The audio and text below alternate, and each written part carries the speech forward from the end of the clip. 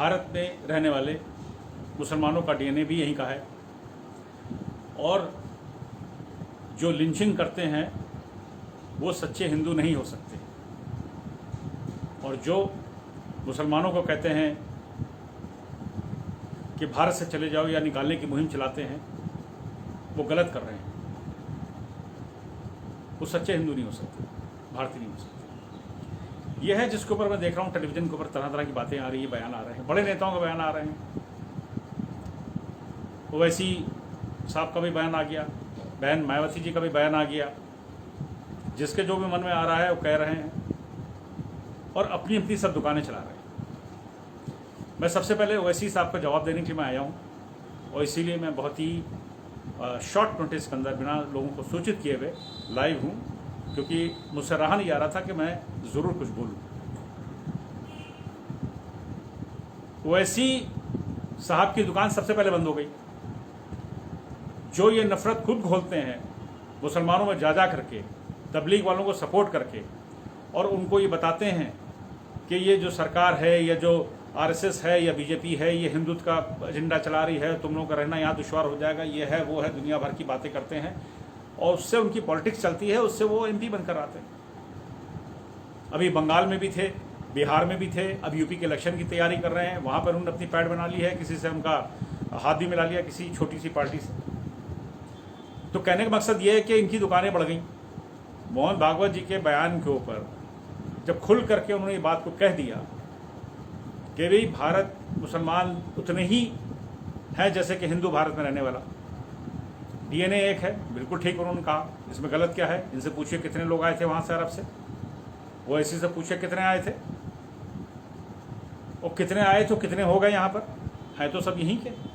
Conversion आज भी चल रहा है, कन्वर्ट किए जा रहे हैं, हिंदुओं को पकड़ पकड़ के आपने बना दिया मुसलमान, उनको हिंदू बना दिया। तो आप मुसलमान बनाते हो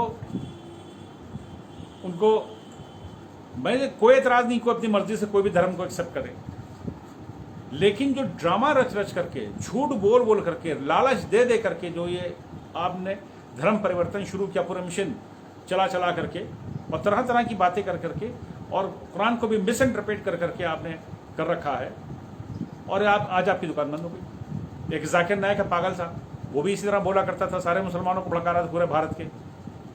कई मेरे मिलने वाले हैं भोपाल के थे, वो कोई वहाँ पे न्यूज़पेपर चलाते हैं, वो तो बड़े मेरे खिलाफ हो गए, आप तो गैर मुसलमान हो। मेरा कहने का मतलब जो है वैसी जैसे लोगों की दुकानें बंद हो गई मोहन भागवत जी के बयान से।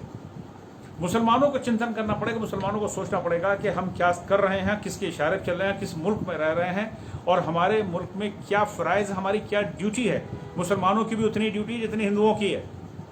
और वो मुसलमान जो भारत के खिलाफ, मैं ये नहीं कहता हूँ कि सत्ता की बात कर रहा, वो भारत के खिलाफ बोलना शुरू कर देता है, उसको पता ही नहीं चलता कब हम देशद्रोह कर रहे हैं, एंटी नेशनल हो जाते हैं, उसके अल्फाजों से निकलता है, लेकिन वो समझ नहीं पाता है। और बार बार ये दूसरी बार बयान आया है 2019 में भी, 19 नवंबर को दिल्ली में कॉन्क्लेव था, जिसमें श्री मोहन भागवत जी ने कहा था कि मुसलमानों के बिना हिंदू तो नहीं है। आपने बड़े हल्के से लिया, और ये जो वैसी टाइप के लोग हैं, या बहन मायावती जी ने कहा कि मुंह में राम बगल में छुरी, मेरे समझ में नहीं आ रहा बहन जी क्या कहना चाह रही हैं। मैं उनके बारे में कुछ कह नहीं सकता हूँ, क्योंकि मैं जानता हूँ स्वर्गीय काशीराम जी एक बात कहते थे, जब मुसलमान जुड़ नहीं रहा था बहुजन समाज पार्टी से, और मेरा कुछ उनके साथ समय भी था, बहुत निकटतम था उनका मैं, तो ये कहते थे कि बाबा साहब भीमराव अम्बेडकर की किताब जो लिखी हुई है, और जो उन्होंने भारत के पाकिस्तान के विभाजन पे कहा है कि भाई अगर विभाजन धर्म के नाम पर हो रहा है तो फिर भारत में एक भी मुसलमान नजर नहीं आना चाहिए। ये बात हम पब्लिकली नहीं कहते हैं, ये काशीराम जी ने मुझसे कहा था। पब्लिक कहेंगे तो मुसलमान हमारे साथ जुड़ेंगे नहीं बहुजन समाज पार्टी में, और मुसलमानों के पढ़ने की, इतिहास पढ़ने की आदत नहीं, वो जानते नहीं।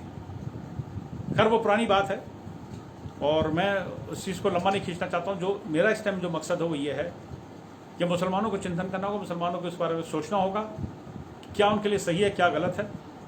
चाहे पिछली सरकारें रही हों, इस सरकार को आप मिलाकर देख लीजिए कि क्या आपको मिल रहा, क्या नहीं मिल रहा है।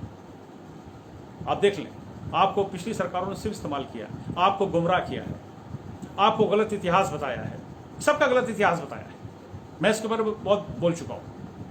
लेकिन आज जो खुल करके श्री मोहन भागवत जी ने कहा है, ये उन अवसरवादी कट्टरपंथी उन मुसलमानों पर एक तमाचा है, जोरदार तमाचा है।